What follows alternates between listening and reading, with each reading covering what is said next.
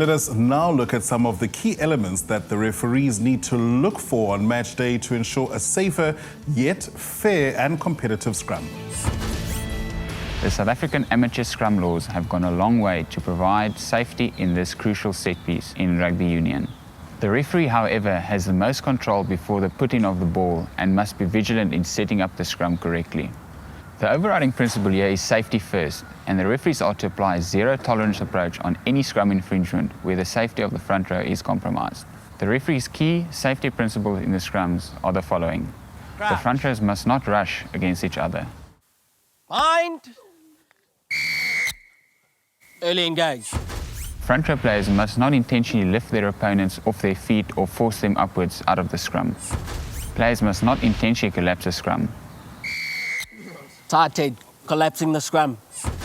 For all levels, including SARU amateur scrum laws, the front rows must be in an opposite channel from the crouch call.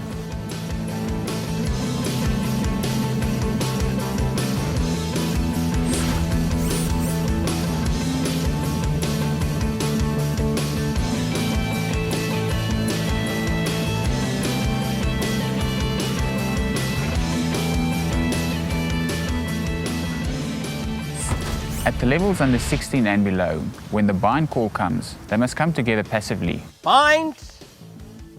And wait for the scrum call, for the ball to be put in and the game to continue. Scrum. Either with or without a scrum contest, depending on the age group.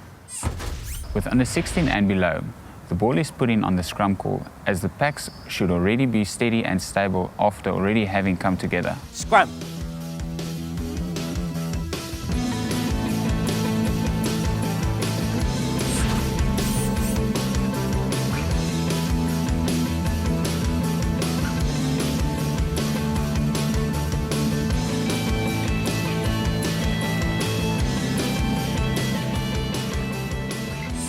For under 18s and up, they must take the pre-bind on the bind call.